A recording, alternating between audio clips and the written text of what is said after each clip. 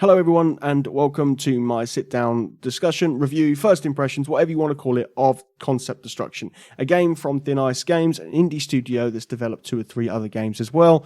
And thank you to the publishers, Ratalaika, if that's how you spell it. I'm really sorry if I butchered the name, for the code. I'm going to discuss over the next few minutes how I felt about playing this Destruction Derby style game with cardboard cars. So the meat and bones of the review essentially is it will set you back £3.99. Currently it is on 20% off as of recording, which I think the sale ends on the 6th of June, and it will take up 304 megabytes on your however you store it. So it's not a very big game. But don't let that deter you from picking this up. If you have some spare gold points, or if you've got a spare £3 or £4, then chuck some money at it, support the developer, and honestly, you're not going to go far wrong, especially if you're into the Destruction Derby categories. Yes, there are heavier hitters on PC and console like Wreckfest, and you may want to play classics like 1995's Destruction Derby, but this is as good as it's going to get for you in 2020. So, what do? Well, it's pretty much as a Destruction Derby would be, but with cardboard cars. You jump into an arena with X amount of opponents, and you take on them to try and survive the time.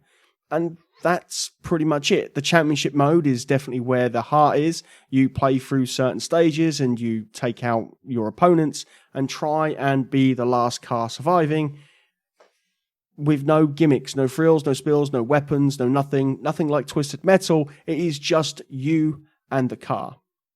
I did find controlling the cars a little bit strange, whether they were trying to replicate what cardboard would be like to drive, but I have to say that turning really was a little bit odd in places. They could have done with adding some kind of ability so you could add or take away, let me think of the words, the ability to up the steering sensitivity.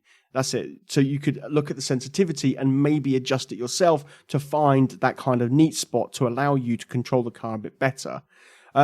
Destruction happens at quite a rapid rate, especially if you hit the front or the side of the cars, and once you start losing wheels, the cars become seriously impossible to drive, along with braking and so on. To drive the car with your Joy-Cons, or controller, it's right trigger to go, left trigger to reverse, and the Y button is brake, and that's pretty much it, and the left joystick is to steer. But as I said, once damage starts being impacted on your car, you do notice that quite quickly. There's a damage fall off that happens rapidly quick that I found myself in some stages having to restart because you just couldn't get past. If one of the computers took your wheel out, you were pretty much dead in the water. With that said, there are a few other modes. You have a split-screen multiplayer, so couch co-op is available here. And with that, myself and my son decided to sit down and give this a bit of a shot. Unfortunately, it crashed on us. We were playing a game, we both were split-screening, my son was winning, and we got the software was closed because of an error occurred.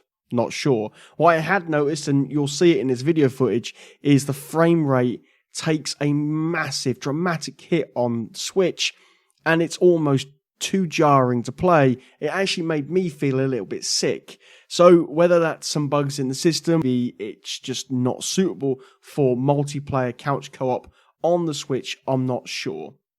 There are some other modes as well. You have like a practice arena. You have a practice mode where you can learn how to drive the car, but you also have like a practice arena where no one will come after you. You also have things like a survival mode where all cars will gun for you, and then normal mode, which basically replicates a single stage of the championship. And the idea is to unlock stages and cars to open your library of more items and things like that. So let's talk music. The music in this game is kind of two polar opposites. In the menus, it's kind of a nice jazzy kind of feel, but then once you get into the game, it turns into heavy thrash metal. Not that I've got anything against heavy metal, I do enjoy some metal from time to time, but I found this quite a jarring experience as well, because you're constantly trying to block out the sound of the metal, and I had to go into the options a couple of times to try and find a point that actually I felt comfortable with. Again, that's just me, and that's a personal thing on myself. So, what did I think about the game overall? The game is not bad. It's not going to set the world alight, and I don't think it's designed to do that. But at the same time, these indie studios do need support from us gamers. And I almost feel like we should support this because it's a great concept. It's not the most amazing concept, but at the same time, it's a simple sit down on the couch for 10 minutes, hit some other cards with some cardboard, jobs are good in. But at the same time, we do have the bug that we ran into in multiplayer, and that was a bit strange. So overall, I say if you've got a spare bit of cash, go and pick it up. But if you haven't, then don't worry. Simple as that. My name's Ben Richards, and this has been Two Beard Gaming Review. Do all the good YouTube stuff, and we'll see you in the next one. Bye-bye.